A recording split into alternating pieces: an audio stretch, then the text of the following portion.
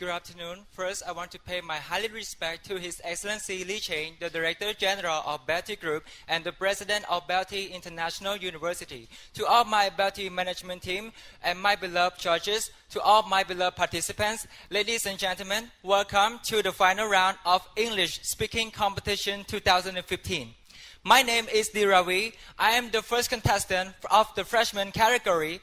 I'm so excited to be standing here and have an opportunity to present you one of the most important topic that you guys should know. And that topic is related to the education, which is how does the education play an important role to develop our country.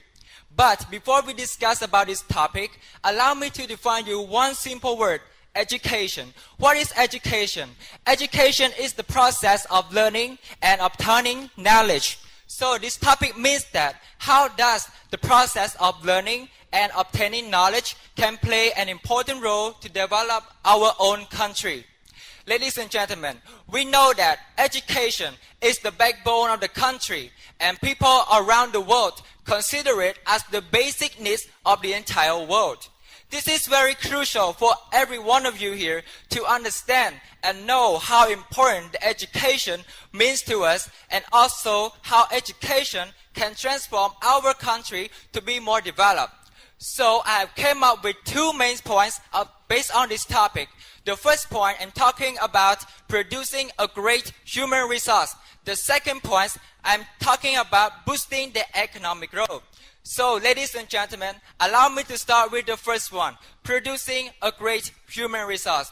We all know that education produces a skillful and intelligent generation that will be the future leader of the country. For example, students are the most important resource in order to develop the country. And education provides them with two main skills, which are hard skill and soft skill. Hard skill is referred to the outer ability which people observe the knowledge and skill from the school. And soft skill is referred to the inner ability that come from our self-moral ethic like personality and positive attitude. And when our people have these two skills plus with the knowledge and confidence, we will be able to find a better job, especially we have a job competition when it comes to the Asian integration at the end of 2015.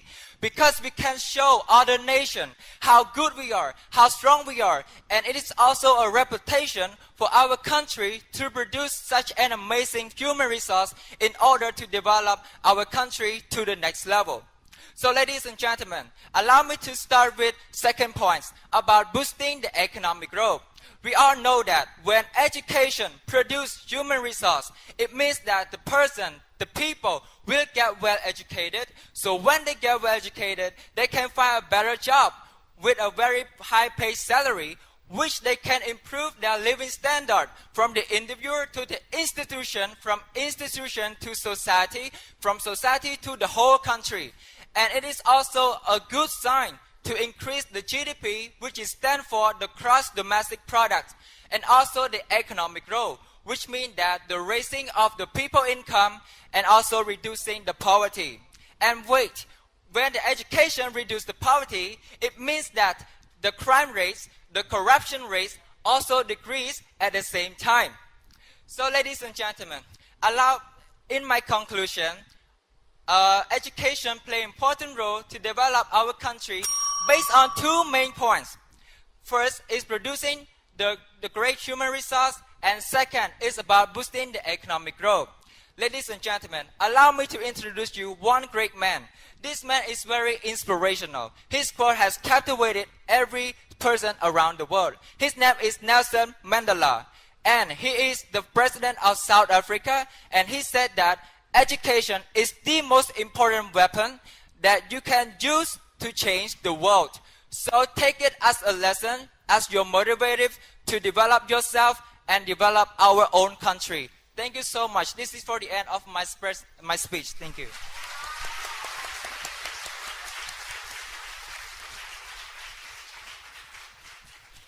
Thank you for your speech. You have 2 minutes for questions from the judges. Respected His Excellency, ladies and gentlemen, Good afternoon, Ravi.